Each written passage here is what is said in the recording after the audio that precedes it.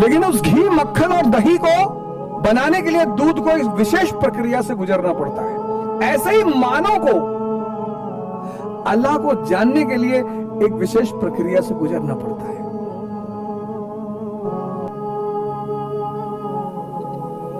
दूसरे सवाल का जवाब हो गया, अल्लाह रहता कहां है? यही हमारे बीच में है, हम में है, तुम में है, सब में है, इस पूरे ब्रह्मांड के कण कण में है, लेकिन उस विशेष प्रक्रिया से गुजरना पड़ेगा। के सेक्शन से जैसा कि आपने कहा कि हिंदू जो है पत्थर, पहाड़, पानी, इन सब की जो इबादत करते हैं, मेरे अंदाज से इसमें थोड़ी सी गलतफहमी है।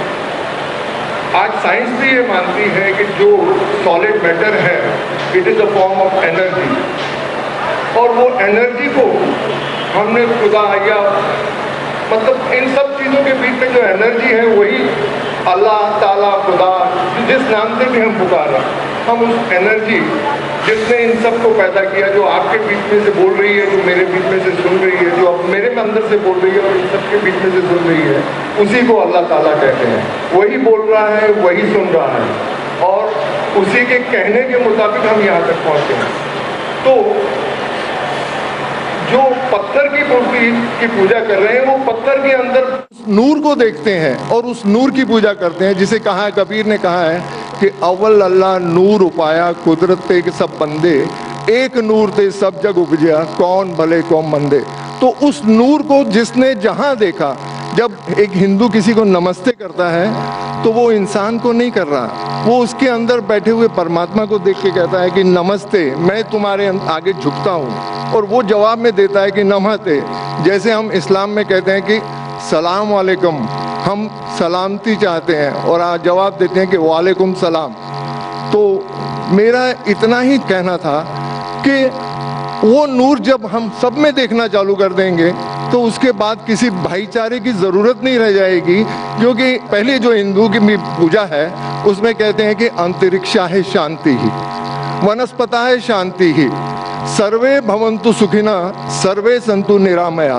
मतलब अंतरिक्ष में तारे भी शांत हों, जंगलों में वनस्पतियां शांत हों, सभी लोग शांत हों, सभी लोग सुखी हों, ये प्रार्थना, ये एक हिंदू धर्म की बुनियाद है। और हर धर्म की, इस्लाम की, हिंदू धर्म की, सिखिज्म की, सभी ने हर एक की भलाई और हर एक की शांति, हर एक के भाईचारे की बात की है। अगर इसमें कुछ आपको गैर वाजिब लगे तो मुझे। नहीं, भाई साहब अवतार सिंह, आपने बहुत अहम सवाल किया और एक बेहतरीन सवाल किया, और इस सवाल के ज़रिए कुछ लोगों के दिमाग में जो गलतफहमी वो भी इंशाल्लाह दूर हो जाएंगी, और आपके साथ जो गलतफहमी वो भी इंशाल्लाह दूर हो जाएंगी। आपने बिल्कुल सही फरमाया कि हिंदू धर्म ने हिंदू ये समझते हैं कि जब पत्थर को पूछते हैं तो एनर्जी, आपने साइंस के बारे में कहा एनर्जी है, आपके इसमें एनर्जी, मेरे इसमें, मैं एनर्जी के बारे में बिल्कुल मुझे कोई इख्तिलाफ नहीं है, एनर्जी है। लेकिन ये कहना कि ये एनर्जी अल्लाह है, ये एनर्जी खुदा है, ना कुरान में लिखा है ना वेद में लिखा है। पॉइंट नंबर 1, ये आपकी गलत फहमी है कि ये एनर्जी खुदा है।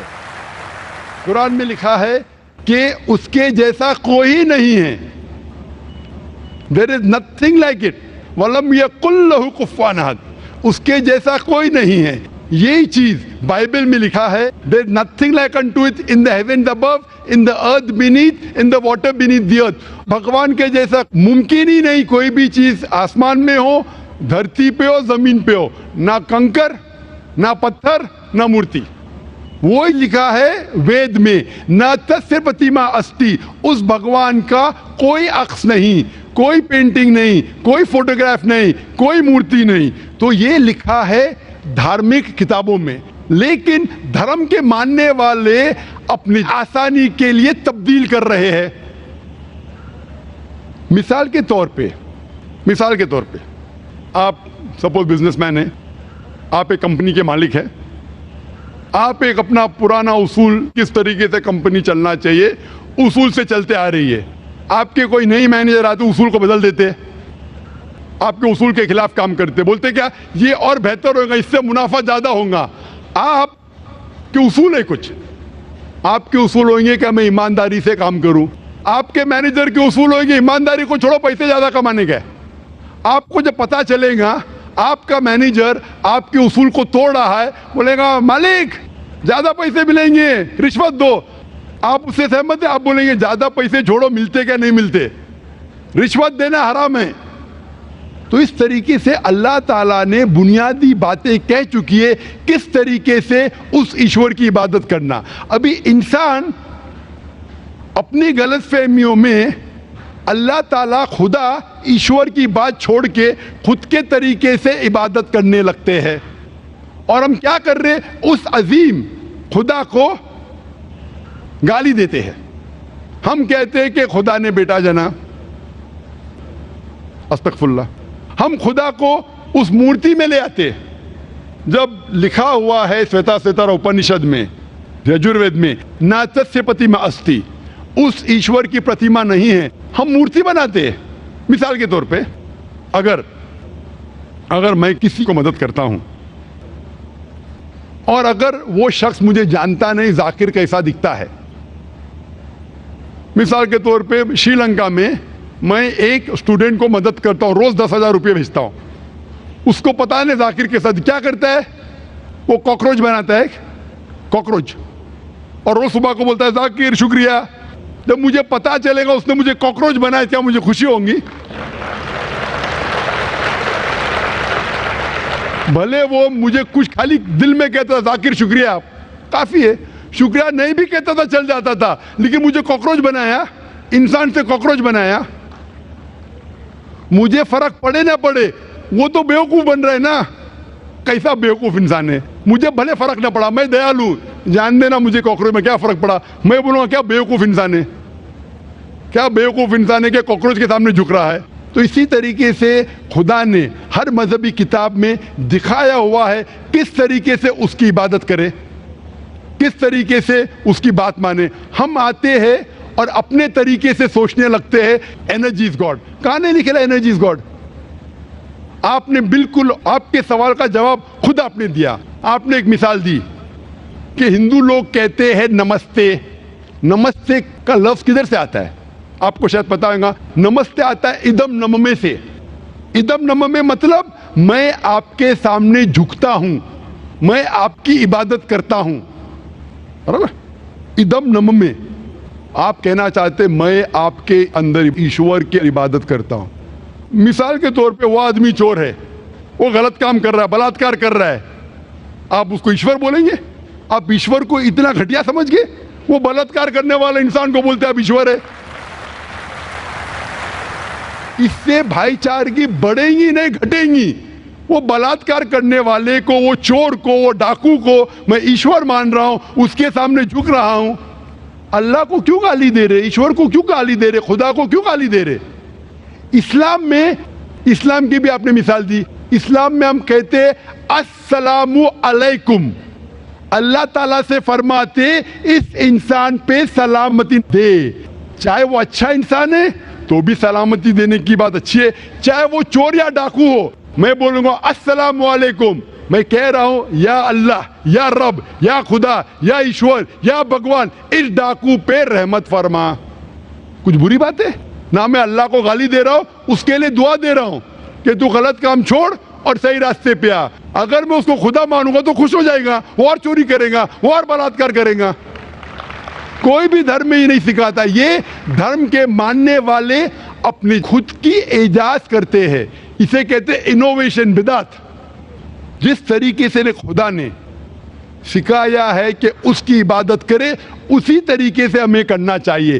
तब्दीली लाएंगे, हम समझ रहे हैं कि भाईचारा बढ़ेगा, भाईचारा नहीं बढ़ेगा, भाईचारा घटेगा। लेकिन अगर मैं आपसे कहूंगा अवतार सिंह अस्सलाम वालेकुम, मैं अल्लाह से दुआ करता हूं कि आप पे सलामती हो, आप पे अमन हो, आप मुझे बोलो, इससे भाईचारा ज्यादा बढ़ेगा या कहने से भाई मैं आपको ईश्वर मानता हूं और फिर आपकी बात नहीं मानूं मैं? फिर अगर आप मुझे बोलेंगे चलो भाई शराब पीने चलो, चलो भाई लड़की के साथ रात गुजारेंगे, तो मैं क्या बोलूंगा? अरे मेरे भगवान मुझे बुला रहा है। तो ये कहना अस्सलामु अलैकुम मतलब मैं अल्लाह से दुआ करता हूं कि ये इंसान के ऊपर सलामती हो। अच्छा इंसान पे भी सलामती कहना अच्छी बात है, बुरा इंसान पे भी सलामती कहना अच्छी बात है।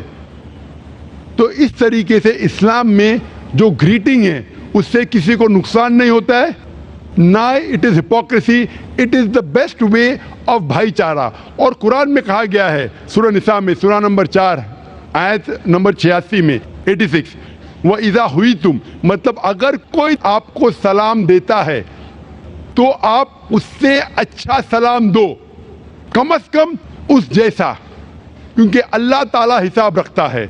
मतलब अगर आप अस्सलाम वालेकुम कहेंगे, मुझे कहना चाहिए वालेकुम अस्सलाम व रहमतुल्लाह। अगर आप कहेंगे अस्सलाम वालेकुम व रहमतुल्लाह, मैं कहूँगा वालेकुम अस्सलाम व रहमतुल्लाह व बरकातहू, और बेहतरीन होना चाहिए, या कम से कम यकसा। इसा आप कहेंगे अस्सलाम वालेकुम, वालेकुम अस्सलाम, अल्फाज वही है लेकिन दिल से आ रहा है वालेकुम अस्सलाम, इसमें भी जज्बा ज्यादा है, ये भी बेहतरीन है। तो कुरान में लिखा है कोई भी आपको सलाम करता है उससे बेहतरीन सलाम दो, या उससे बेहतर ना कर सको, कोई कहा अस्सलाम वालेकुम व रहमतुल्लाहि व बरकातहू, कम से कम उतना दो, वालेकुम अस्सलाम व रहमतुल्लाहि व बरकातहू। ये तालीमात है कुरान में, इससे भाईचारा बढ़ता है।